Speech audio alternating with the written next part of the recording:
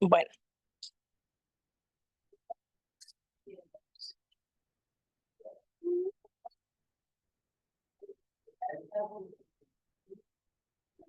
ok. Bueno, pues los objetivos de la clase de hoy es definir las distrofias corneales, la clasificación, bueno, conocer la clasificación de estas, el diagnóstico, cómo podremos abordarlo y el tratamiento que se le daría a cada una de las entidades. En términos generales, pues, ¿qué son las distrofias corneales? Es un grupo de enfermedades hereditarias que afectan uno o más capas de la córnea. Se presentan comúnmente de forma bilateral, simétrica. Importante esta parte de aquí que dice que es no inflamatoria y progresiva en general. La diferencia de las degeneraciones, la virus, las degeneraciones, bueno, más bien las distrofias no respetan el virus. La degeneración, ¿no? Porque aparte de teoría, la distrofias nunca se vasculariza. No va, o sea, no presenta estallar la degeneración. Sí, son ciertos cambios. Y siempre, luego, siempre pasa que uno se va a obviamente pueden estar asimétricas, pero fíjense entre otro orden y probablemente será algo. Siempre, generalmente afectan los dos. Así es. Y bueno, en cuanto a la epidemiología, en realidad son poco frecuentes. La prevalencia es de menos de un caso por cada millón. Algunas diferencias entre la prevalencia según el sexo, la etnia, y bueno, es difícil saber la estimación precisa de la prevalencia, justo porque, pues, como son también raras, hay poco registro del mismo. No sé si mis compañeros que han ido a Guatemala se han fijado que es muy común ver un tipo de distrofia. No sé si alguien sepa o recuerda. Ajá. Entonces, pues, ¿vale? Sí, sí, la verdad es que no sabemos, bueno, no me he puesto a buscar como la prevalencia, pero sí es muy común, o sea, sí te llega, en el mes que está, le llegaron 3, o sea, sí te llegan 3, 4. Y bueno, en cuanto al diagnóstico, bueno, evidentemente una exploración en la lámpara de hendidura, ahorita vamos a ver cómo se presentan cada una de ellas. Y bueno, conforme ha pasado el tiempo, hemos tenido más ayuda como para evaluar estas entidades, como lo es la paquimetría, la microscopía especular y el OCT, que es de lo último que hemos tenido disponible, el OCT de segmento anterior, que nos da una idea muy específica de qué capa de la córnea está comprometida. Y bueno, tenemos una clasificación que su última actualización fue en el 2015, la IC3D, que en esta trató de clasificar las distrofias en base a la clínica, la genética, incluyendo la histología de la distrofia. Y bueno, llegó a clasificarlo de esta manera: distrofias epiteliales, subepiteliales, epiteliales estromales, perdón, relacionadas con el factor de crecimiento transformante, el inductor, distrofias estromales y endoteliares. Así nos va como a facilitar un poquito más su estudio y, y bueno, la clasificación. Ah.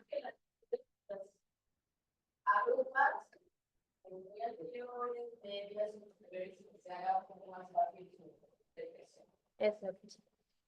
Y bueno, aquí en esta clasificación pone unas categorías que básicamente nos dice que si ya está el gen identificado es una categoría 1, si tenemos el locus identificado será una categoría 2, si está definida clínicamente pero todavía no tenemos conocida la genética es una categoría 3, y una categoría 4, una entidad sospechosa sin evidencia concluyente. En realidad casi todas se encuentran ahorita en categoría 1 y algunas cuantas en 2 y 3, muy pocas en la 4.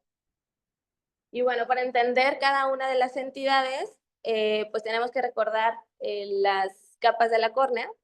Ya las sabemos, solamente como recordatorio, Pues bueno, el epitelio, Bowman, estroma, la capa de Dua, Descemet y el endotelio.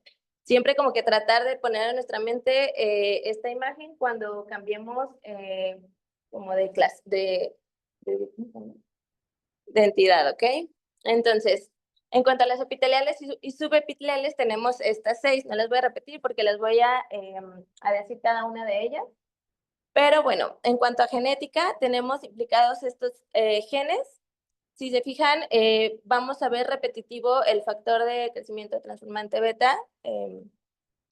Y bueno, vamos a empezar con la distrofia de la... Todos los que tienen relación con ese gen, carga ahí, y también carga aquí sobre mediante una lesión celular. Entonces, ¿cuál es una de las características que no funciona? La lesión celular, una clínica constante van a ser efectos inmediatos, ¿no? O un efecto grave, así es. Y bueno, en cuanto a la primera distrofia que tenemos en esta clasificación, tenemos a la membrana basal epitelial. Y bueno, ¿cómo la vamos a encontrar? No sé si alcanzan a ver, pero su característica principal, bueno, nombres que podemos encontrar en la literatura, lo podemos encontrar como en mapa.huella, distrofia microquística de Cogan o distrofia de la membrana basal anterior. Así también lo podemos encontrar. Y básicamente vamos a encontrar estas líneas que lo describen como si fueran unas huellas dactilares curveadas, como si fueran unos cabellos delgados. Y importante siempre tener la iluminación directa y la iluminación, bueno, retroiluminación y hacer siempre su corte. Su corte para poder diferenciar la capa de la córnea en la que estamos viendo, ¿ok? Y bueno, aquí estamos viendo como que el reflejo. ¡Ah, no! Aquí está. El reflejo por retroiluminación. Aquí igualmente estamos viendo las líneas, ¿no? Y bueno, aquí como existen algunas mnemotecnias para recordarnos de ciertos datos importantes, en este caso la 6F sería que es más común en el sexo femenino a la edad de 50 años. Entre 5 y 15% de la población está afectada por esta entidad. El 50% de los pacientes presentan erosiones epiteliales recurrentes. No siempre van a tener estas erosiones epiteliales recurrentes. Ya vamos a ver que esto tiene mucho que ver con el tratamiento, porque si presenta esto de repetición, podemos ofrecerle un tratamiento específico que vamos a ver más adelante. Y bueno, básicamente es una acumulación de material fibrilar, debajo de la membrana basal, y es por eso que da esa disposición. Aquí tenemos en líneas mapa. La verdad es que, pues, para mí, o sea, no me dio ninguna característica de línea mapa, pero bueno, así se alcanza a ver. Y punto quiste también lo podemos ver aquí. Y en burbujas. Igualmente aquí en la retroiluminación vamos a ver cómo es que vemos como este patrón en BLEP, ¿no? Y esto es lo que les decía, las erosiones epiteliales recurrentes, obviamente teñimos, vemos que capta fluoresceína y bueno, el paciente tiene la sensación de cuerpo extraño, como que va contigo, bueno, va a la consulta porque su mayor problema es sensación de cuerpo extraño. Probablemente no vaya a tener dolor como tal, pero sí esa sensación de cuerpo extraño, dependiendo si, déjame ver si algo dice.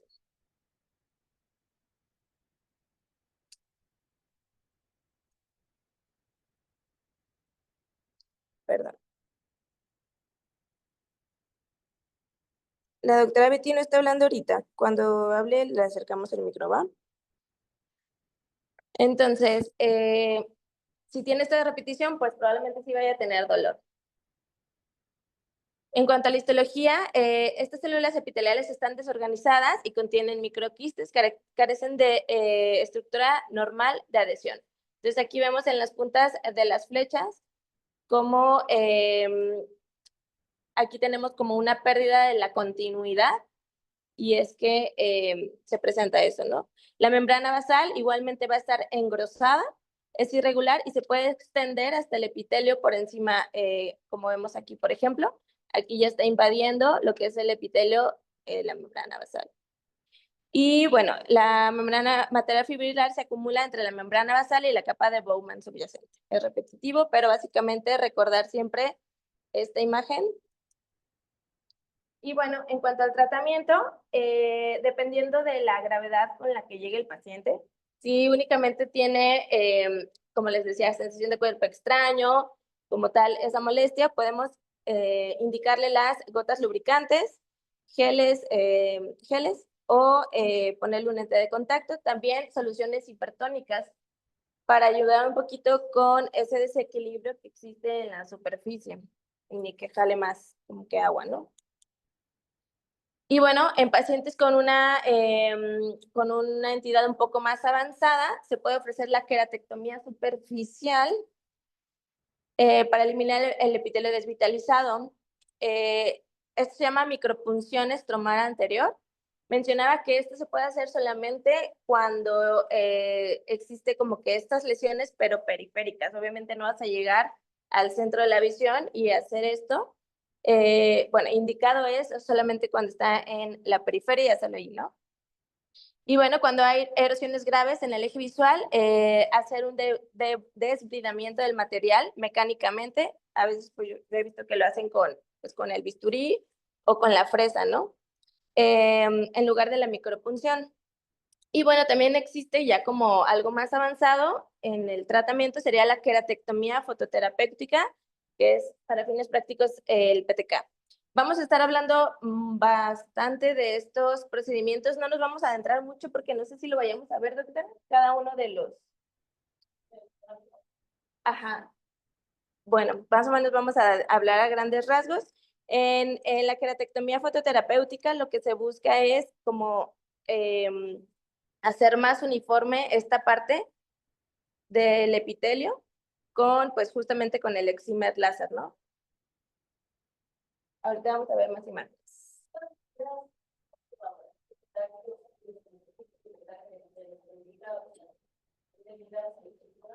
Cualquier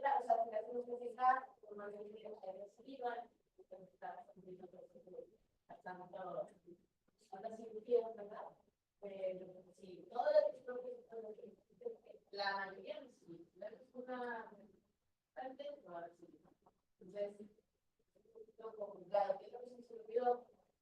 Los que dicen que no en Guatemala, no sé que a lo mejor allá no hacen caso o son que no hablan español, es cierto. Pero están obligados a ir a distancia a preguntar por su familia. Sí, porque no son familias enteras que tienen esto y ya presentaron a uno y se enteró, pues esta verdad, digo, los escritos tienen lo mismo normalmente. ¿Puedes prender tu Zoom para que se escuche la de fondo? Sí. Sí. Bueno, aquí les hice como que, bueno, les puse una tabla con los procedimientos más usados en estas entidades que lo vamos a estar repitiendo, por si alguien no está como que tan identificado o familiarizado con los nombres o con las siglas, así como que rápidamente la queratoplastia penetrante, pues ya sabemos, ¿no? Exactamente. Y bueno, aquí estaríamos hablando de un espesor total, perdón. Se reemplaza totalmente, pues, la córnea, ¿no? Se pone un injerto con un donador. La queratoplastia endotelial automatizada con desprendimiento de Descemet, ese lo vamos a ver un poquito más adelante, pero bueno, se los voy a decir como los más representativos. Aquí se va a remover selectivamente la membrana de Descemet y el endotelio, y entonces, bueno, se va a poner un trasplante, un injerto de un paciente, pues, de un donador que incluye el estroma, la membrana de Descemet y el endotelio. Entonces, el grosor de este va a ser de 100 a 200 micras. El DESAEC, bueno, existe el ultra delgada, nanotina, es lo mismo, solamente cambia el grosor del injerto. La queratoplastia endotelial de membrana de Descemet es el DEMEC, Existe una remoción de la membrana de Descemet y el endotelio con el trasplante solo de la membrana de Descemet y el endotelio, y aquí es de 10 a 15 micras. Y otra que es como de lo más actual, por así decirlo, es la descemetorrexis, o también le llaman, bueno, ahorita les digo. Esto, lo importante de esta es que solamente es de 4 milímetros centrales, de 4 o 5 milímetros centrales de la córnea. Entonces aquí va a haber una remoción de la Descemet y el endotelio y no va a haber como tal un trasplante del injerto, solamente va a ser una remoción. Ahorita vamos a ver otra imagen. Y bueno, siguiendo con estas distrofias, entramos a la distrofia corneal epitelial de Meesmann o Meesmann. Es una distrofia epitelial hereditaria juvenil, normalmente se presenta a los 2 años de edad. Y bueno, se va a caracterizar por múltiples opacidades de color como gris opaco, que se le llaman también microquistes, y importante que tenemos que decir de esto es que es de limbo a limbo, o sea, vamos a encontrar todo, tú pones tu retroiluminación y vas a ver todo, toda la superficie comprometida. Importante en la realidad es que el paciente no va a tener una disminución de la agudeza visual, puede llegar a tener una sensación de cuerpo extraño, también puede tener una, ¿cómo? Bueno, recurrente, que tenga desepitelizaciones del epitelio, de superficie. Y bueno, el tratamiento sería lo mismo, gotas lubricantes y su colocación de lente de contacto blando. Y bueno, aquí tenemos otra de las imágenes. Si vemos aquí, están los microquistes. Aquí igualmente, si ustedes lo ven en retroiluminación, va a ver que está de limbo a limbo.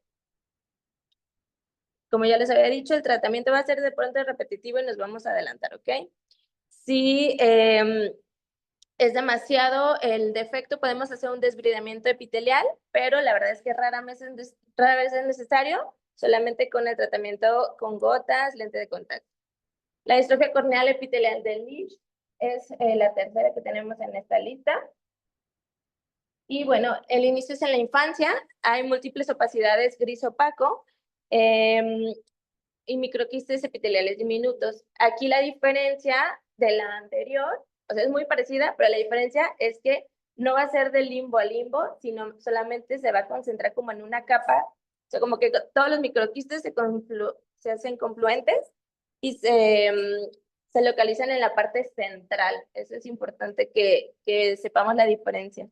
En este paciente no va a haber una disminución de la agudeza visual, tampoco dolor y normalmente no tiene desepitelización recurrente. Y esta de las que nos preguntó la doctora es como está bonita las imágenes que les pongo. Aquí, como nos habían dicho ya hace ratito, el amiloide se deposita en el espacio subepitelial y dentro del estroma corneal. El inicio es en la infancia y en la adolescencia. Y bueno, aquí también se puede presentar como una queratopatía en banda. Esta fue la pregunta específica de la doctora. Y bueno, también se puede presentar o en banda o como grupo de nódulos, o también se le llama córnea de mora.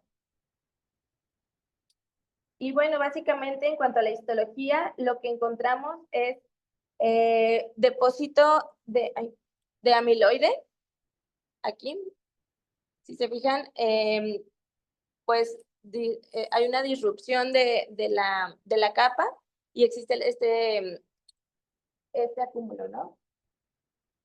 Y bueno, dependiendo del estadio en el que llegue el paciente, puede no tener una disminución de la agudeza visual, como en la que les mostré aquí. El paciente puede ser que no tenga una disminución importante.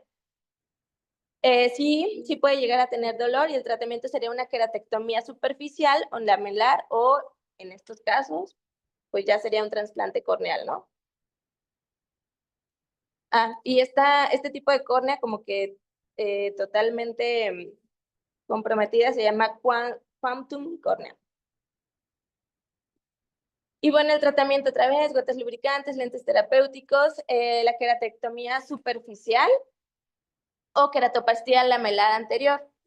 Esto, la diferencia, bueno, la diferencia de esto es dependiendo pues la extensión de la lesión. O sea, siempre hay que valorar qué es lo que tenemos y hasta qué capa está para poder elegir qué tipo de tratamiento quirúrgico vamos a hacer en el paciente, ¿no?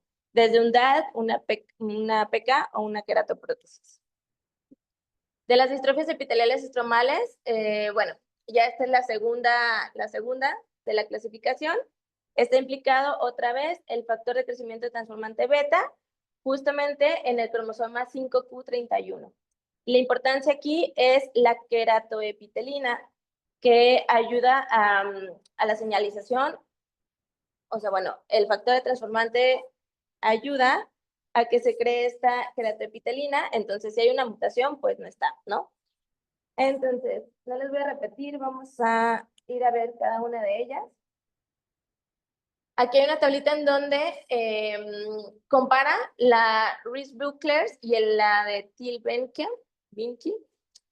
Bueno, la edad de inicio, los dos inician en la infancia, la genética ya la sabemos, la apariencia de estas dos, la diferencia va a ser tipo geográfica y en panal de abejas, ¿ok? Dolorosa, pues sí, y afecta la visión también. La tinción va a ser la tinción de Amazon o el rojo Congo. Y en cuanto a la microscopía óptica, vamos a encontrar en la capa se van a ver láminas y en la de Thiel-Benke dentada. ¿Okay? Y bueno, aquí vemos, esta es la de Reese-Bucklers. Si se fijan aquí la especificación, como nos dice en la literatura, es geográfica, ¿no? Y recordamos en qué capa estamos. Aquí la vemos en un OCT de segmento anterior. Vemos cómo es que está aquí la capa comprometida, ¿verdad? Y en cuanto al tratamiento, una queratectomía superficial, como ya les había puesto ahorita en la tablita, o una queratectomía fototerapéutica con láser, que es el PTK. Dependiendo, he dicho, hasta qué nivel esté, puede ser una queratoplastia lamelar anterior superficial, y como decía la doctora, puede, o sea, no importa el tratamiento que le hagas, observación así, puede tener recurrencia incluso en el injerto. Entonces, si acaso ocurre esto, hay que hacer una queratoplastia lamelar anterior, pero ahora profunda, ya no superficial. Y creo que esto es es un video de un talc. Ah, ok, sí. Muy bien. En cuanto a la distrofia de la TIS tipo 1, esta sería la número 3 que tenemos en la clasificación. Se manifiesta en la infancia, en la adolescencia. Si se fijan, todas las que llevamos hasta ahorita, todas se han manifestado de inicio en la infancia, ¿no? En cuanto a las etapas iniciales, las opacidades van a ser centrales como tipo de copo, y bueno, se va a presentar como una opacidad estromal difusa. Es importante que hagamos siempre nuestro corte para ver en qué capa estamos, ¿no? En este paciente sí sí va a tener dolor y sí va a tener disminución de la agudeza visual, dependiendo de la extensión, ¿no? También se puede presentar como líneas refráctiles entrecruzadas, como en este caso, y pues si las vemos ya es como que es fácil identificarlos. Aquí no tengo una foto de un corte, pero de un corte oblicuo, perdón, pero sí sería importante verlo. Y bueno, para fines prácticos, va a haber un depósito de amiloide en el espacio subepitelial y en el estroma anterior. Y aquí vamos a ver cómo en esta parte de aquí. Y bueno, en el tratamiento, PTK, SALC, ALK. El ALK es asistido por microqueratomo. Básicamente, pues es lo mismo que el SALC, pero con microqueratomo. Y como ya les había comentado, esta imagen, dependiendo de hasta dónde esté la afección, podemos decidir la conducta quirúrgica. En cuanto a la distrofia granular tipo 1, no lo puse, pero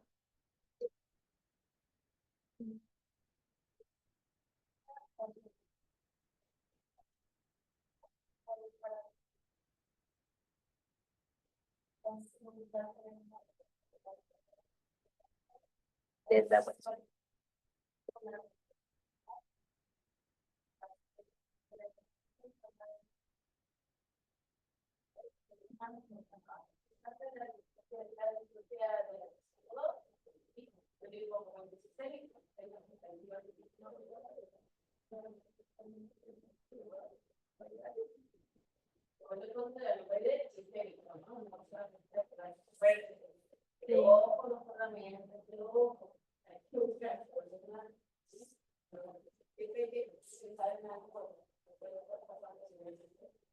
Sí, en esa entidad que dice la doctora, se le conoce también como fascios de sabueso, ¿no? O sea, en general todos los tejidos van a tener una laxitud. Bueno, en cuanto a la distrofia granular tipo 1, igual, inicia en la infancia temprana, son pequeños gránulos que en la literatura lo define como migajas de pan. La enfermedad progresa, importante saber esto y comentárselo a los pacientes, como dice la doctora, a sus familiares. Progresa en cuanto al tamaño y la densidad de los gránulos, hasta llegar pues, a afectar la agudeza visual, ¿no? Importante saber que nunca alcanzan el limbo, siempre se encuentran, perdón, como que más en el centro que en la periferia. Sí va a haber una disminución de la agudeza visual y sí va a haber dolor si tiene desepitelizaciones recurrentes. Y bueno, aquí es como lo podemos encontrar y sí, como dice Omar, casi siempre nos van a llegar y les vamos a ver de esta forma, pues en Guatemala sí lo hemos visto bastante. Igual en retroiluminación y iluminación directa difusa. El tratamiento, lentes de contacto, igual, tratamiento de superficie, lubricantes, gotas y gel. En cuanto a la distrofia granular tipo 2, igual, inicia en la adolescencia o en la adultez temprana. En esta hay una combinación de la granular tipo 1 y la latiz. Entonces, los gránulos van a ser como tipo migaja, pero también van a tener como una variante de las líneas de latiz. Pueden llegar así o hasta tener como esta combinación. También se puede encontrar como distrofia de Abelino. En esta entidad sí vamos a tener disminución de la agudeza visual y sí vamos a tener dolor, como ya les había comentado. Y bueno, ¿qué es lo que va a pasar en cuanto a la histología? Como vimos, el amiloide o la sustancia hialina, perdón, va a haber en el espacio subepitelial y en el estroma anterior, aquí en el estroma anterior y en el espacio subepitelial.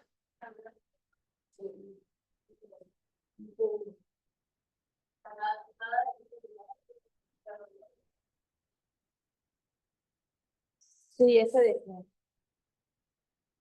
Y bueno, en cuanto al tratamiento, si hay opacidades significativas, como ya dijimos, puede ser desde PTK, SALT, ALT, DALC o PK. En cuanto a las distrofias estromales, son estas 6. Y estos son los genes que van a estar implicados. Si se fijan, aquí ya no estamos viendo al factor de transformante beta. Y bueno, la distrofia corneal macular, igual, inicio en la infancia, se van a encontrar manchas blanco-grisáceas en el estroma anterior, ¿ok? Y importante aquí, bueno, todos los que le mencioné anteriormente, la herencia es autosómica dominante y en este caso es autosómica recesiva. Sí va a haber una disminución de la agudeza visual y raramente va a tener dolor. Entonces, bueno, podemos verlo desde es así o así. Las lesiones se extienden en todo el grosor del estroma y pueden afectar incluso ya hasta el endotelio. Importante saber que es de limbo a limbo, ¿ok? Y bueno, sabemos que en la córnea, bueno, justo en el estroma tenemos 3 glucosaminoglicanos, el queratansulfato, condritrin y denpantansulfato. Y el problema en esta entidad es que hay una acumulación intracelular y extracelular de mucopolisacáridos en todos los niveles del estroma y el endotelio endotelial, que básicamente el problema es que no está sulfatado adecuadamente, el queratansulfato. En cuanto al tratamiento, otra vez, dependiendo de hasta dónde esté la lesión, PTK, SALT, ALT, y si afecta al endotelio, pues hasta una PK, ¿no? La cornea de Schneider, este es un trastorno localizado del metabolismo lipídico. Inicia en el primer año de vida y en las etapas iniciales se puede encontrar como un disco central, como aquí, que pues puede ser que no le afecte en cuanto a la agudeza visual al paciente, o se puede encontrar como cristales centrales. De hecho, antes se le llamaba como la distrofia corneal cristalina de Schneider, pero luego vieron que no siempre se presentaba como cristales centrales. Entonces le quitaron eso. Entonces podemos encontrarlo así como está aquí. Si se fijan, como si fuera un vidrio esmerilado, de hecho le llaman así. Sí hay una disminución de la agudeza visual por obvias razones y, sin embargo, si se fijan, en este no va a haber dolor porque pues ya la capa es más interna, ¿no? Que las epiteliales que estábamos viendo antes. Y bueno, en cuanto a la microscopía óptica, se utiliza una tinción de oil red y colorea en rojo las pequeñas gotitas lipídicas. Todas estas gotitas rojas, pues no deberían de estar ahí, ¿no? También se observan espacios en la región subepitelial y de Bowman. El tratamiento PTK, TALC o una PK. La distrofia corneal estromal congénita, bueno, igual se va a presentar al nacimiento. La opacidad va a ser uniforme de limbo a limbo y van a ser como opacidades blancas en forma de escama. Importante recordar como que esta característica es que es de escama. Sí va a haber una disminución de la agudeza visual, sin embargo, como ya dijimos, no va a haber dolor. Y esta forma parte de las entidades que ya vimos la clase pasada del Stomped, que sería como una de las causas de una de una opacidad en la córnea. En cuanto a la microscopía óptica, la córnea está notablemente engrosada. Si se fijan aquí, la disposición de las fibras en el estroma pues es totalmente irregular y no normal, y están separadas entre sí, ¿no? Esto da lugar a que pues tengamos esta opacidad. El tratamiento, otra vez, PTK, SALC, DALC o PK. En cuanto a la distrofia corneal de encopos o de Fleck, esta igual se presenta al nacimiento, se encuentra como discretos discos gris claro en el estroma. No va a haber dolor ni disminución de la agudeza visual porque si se fijan, pues estos no confluyen.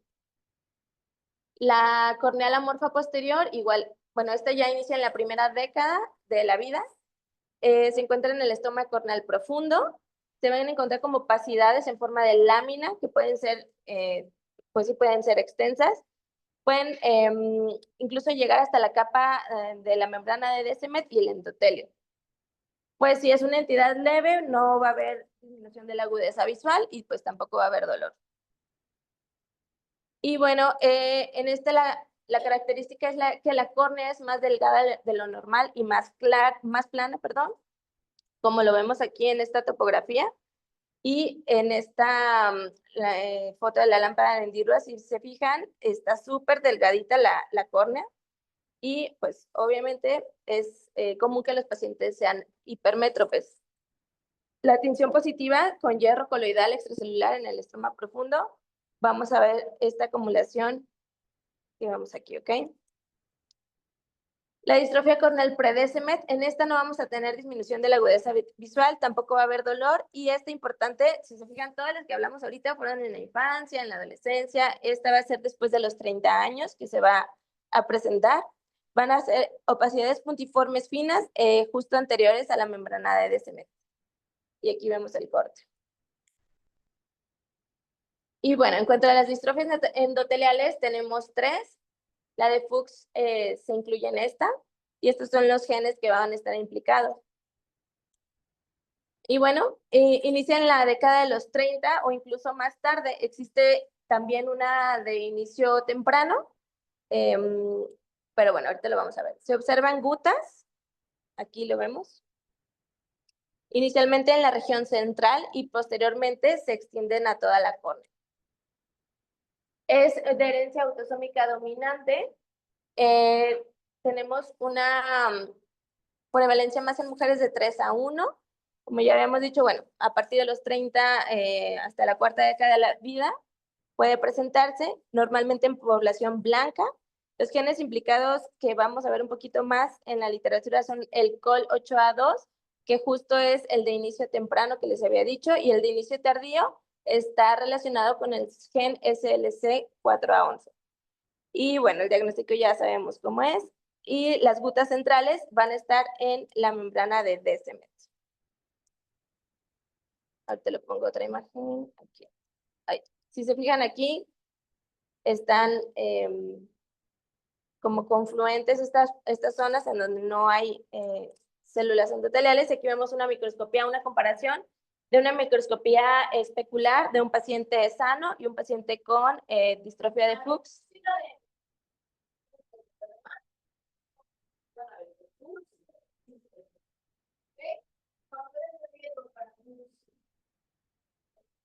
Es más frecuente.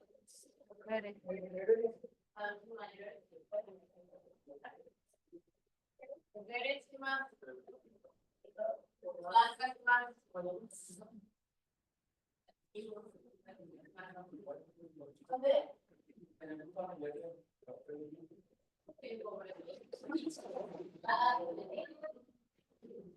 componente del italia que más.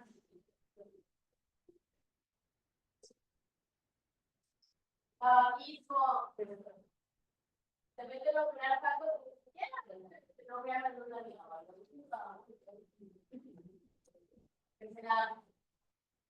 ¿no? Fíjense, la ruta no tiene que estar así. Hay otro problema, por ejemplo, los pacientes, por más que le digas, va a terminar en un hospital pequeño, por eso es muy no hay esa protección. Lo ideal para hacer una es estar iniciales, donde el paciente todavía ve. Entonces, ya lo está pasando, pero no sabes cómo pensar. Si ya hay fibrosis, si ya hay una además normal, ya no puedes hacer una pequeña trabajo funcional, porque es una entonces, lo que hay que saber es que eso va a pasar. No son malos, saben lo que hacen. ¿Sí? La ruta se ve desde el inicio. Otra cosa que también es muy difícil comer pacientes con la nota de más. Ya está gritando, sí, tengo pus. Y ahora sí vas a lo que. Y si decir, ¿qué más? Pues ahí, te digo, la lámpara está muy cañón, es muy bueno.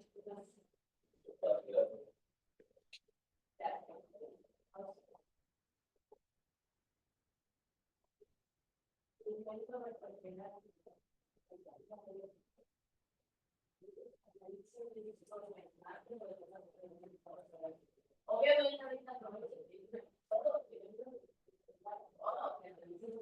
a ver,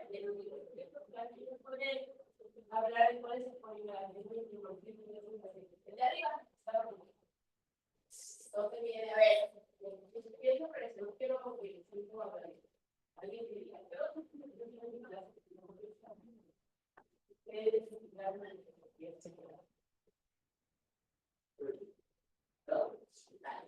podría ser 6A. Sería o sea, digo, un revés personal, pero no es la forma de examinar una sola etapa de células iniciales. ¿Qué porcentaje normalmente?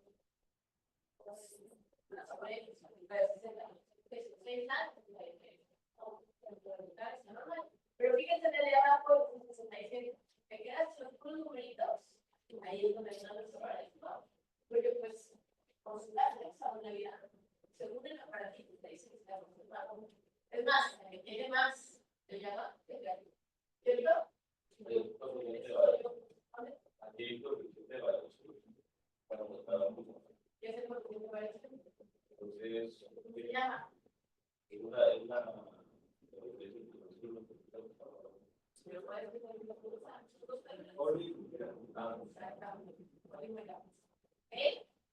Ese sí está votado cuando debería ser. ¿Vale? Más o menos hasta eso, es normal. Sí, abajo se ha aumentado. Hay una variabilidad muy importante en el tamaño de las células. Las muy chiquitas, las muy grandes. ¿Qué hace el endotelio cuando hay una lesión en un espacio? Sí, intenta ayudar de reforma y a cubrir esos espacios. ¿Y por qué? Porque no hay hipnosis, no hay una manipulación. ¿Sí? Pues fíjense muy bien, ustedes se quedan y también yo, ¿qué es el CD? Es el no necesidad segura. Ya observamos, esa base tiene que estar relacionada con la edad del paciente. ¿Por qué? Ya les pregunté, se analizan a un niño recién nacido, estamos buscando cifras en 4,000, más o menos, ¿no? Si te vas con un jovenzuelo de 85 años, te vas a pedir que tenga 4,000 células, ¿están de acuerdo? Entonces, si se van solamente a parámetros, solamente a valores, se puede identificar. Hay que ver la imagen. Ahí tiene, todos unos espacios impresionantes de daños a nivel endotelial. No es lo mismo el valor que presenta arriba, aún cuando te diga que la hexagonalidad está elevada, hay muchos otros factores. ¿Va? Y bueno, encontré este artículo en donde agrega los hallazgos del OCT de segmento anterior en la clasificación de PUCs. Entonces, obviamente en un grado 0, todo normal, ¿no? En el grado 1 solamente vamos a encontrar gutas en la lámpara de hendidura y, bueno, vamos a encontrar un valor positivo en la córnea central detectado por mapa de elevación posterior. Ahorita les voy a poner unas imágenes. Y en el grado 2 vamos a tener un edema estromal, una hiperreflectividad en la superficie conal posterior en la lámpara de hendidura y vamos a tener un valor negativo en la córnea central en el mapa de elevación posterior. Y el grado 3, perdón, vamos a tener un edema epitelial y estromal y el grosor corneal mayor a 700 micras y ahorita les voy a poner imagen.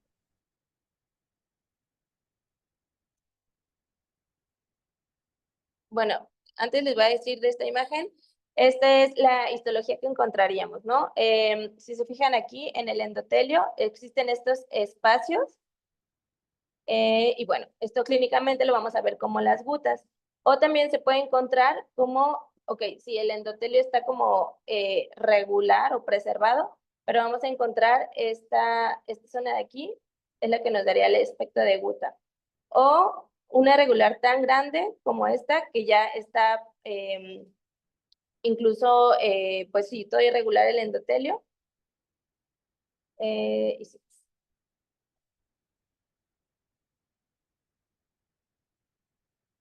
Ajá. Y bueno, hay un engrosamiento de la membrana de Descemet, aparte de la irregularidad del endotelio, ¿no? Y bueno, esto es lo que les decía hace ratito en la tabla, en donde encontraron como la relación. Esto básicamente era para un seguimiento y ver la progresión o no del paciente, ¿no? Entonces, como que relacionarlo así, el grado 0, pues todo normal. Aquí el segmento, el OCT de segmento anterior, relacionado también con un mapa de elevación posterior. Y bueno, aquí vamos a ver, por ejemplo, en el grado 3, relacionando todas las imágenes que ya vimos, tanto de histología y todo esto, hasta lo que vimos hace ratito, que sería un engrosamiento de la córnea hasta 700 micras, ¿no? Pero esto es por el edema estromal. En cuanto al tratamiento, bueno, pacientes asintomáticos solamente sería observación, pero bueno, también puede haber una descompensación de la córnea que podemos resolver si es mínima con solución salina hipertónica y lente de contacto, o si ya es más avanzado, sería un DSAEC, DMAEC o el tratamiento definitivo que sería el PK. Como les había dicho hace ratito, el Descemet Stripping Only, bueno, esto es de lo último que hemos tenido hasta ahora. Inhibidores también de la roquinasa y inyecciones intracamerales de células endoteliales. Esto sigue en investigación. Sin embargo, pues bueno, ya se está utilizando. Y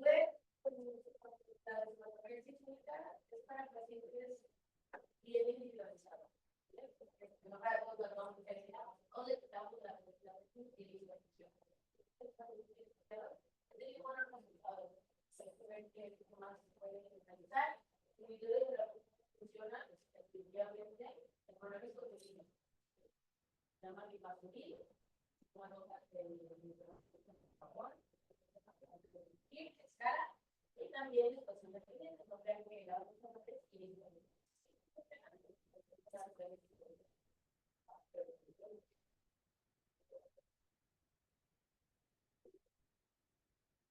Y bueno, este artículo se los voy a pasar para que lo vean.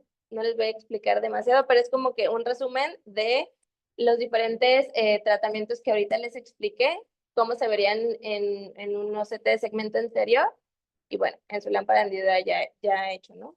Y la capa en la que incidieron.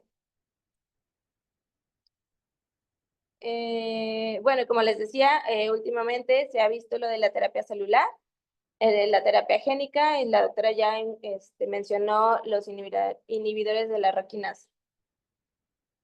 Bueno, aquí era como para puntualizar qué se hacía en el DSM-Stripping Only, pero bueno, ya les había dicho que se elimina la zona central de 4 a 5 milímetros, se utiliza en casos leves a moderados. ¿Y por qué hacen esto? Bueno, se basa en la capacidad regenerativa del endotelio corneal periférico, que idealmente migra hacia el centro para repoblar la zona que se hizo la desematorrexis. Esta sería como la explicación de por qué se hace y qué se espera, ¿no? No se necesita, en cuanto a ventajas, no se necesita un donante, disminuye el riesgo de rechazo, obviamente, y puede ser como un paso inicial antes de una PK, ¿no?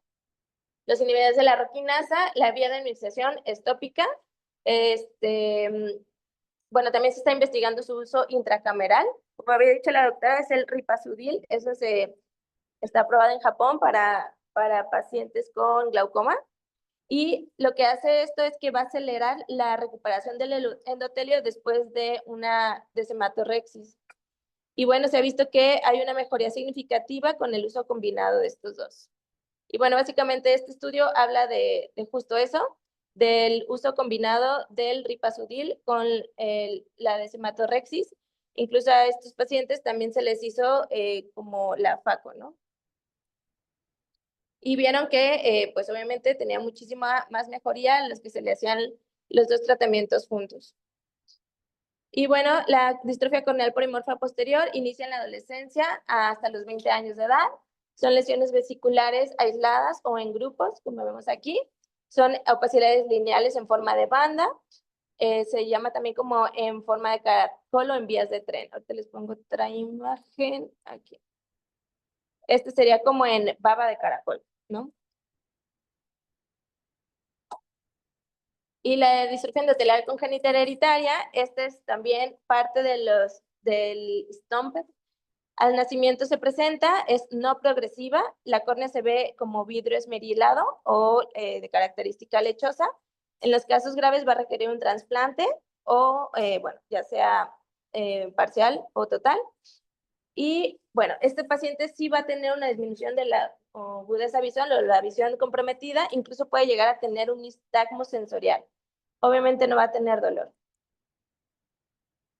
Y bueno, aquí la DSM es demasiado delgada y si se fijan, pues no tiene células endoteliales. No tengo una microscopía de pero bueno. Y listo. No sé si tengan alguna pregunta.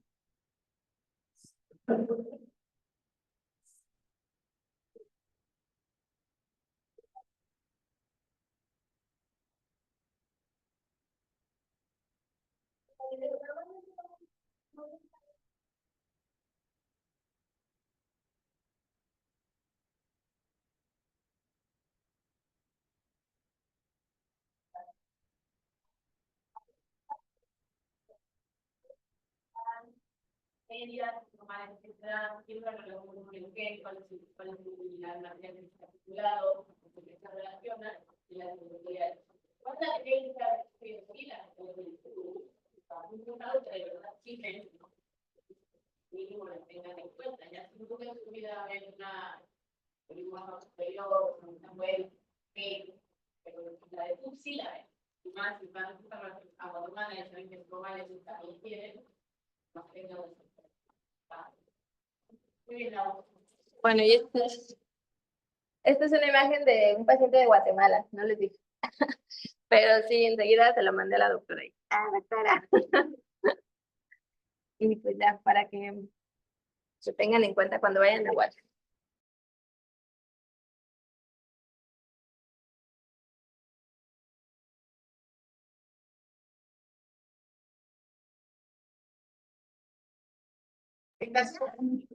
Ok, entonces Todos leídos bien de clases corneales, obviamente, y el doctor se lleva la batuta, pero que mencionen las demás. Y cross-linking, por favor.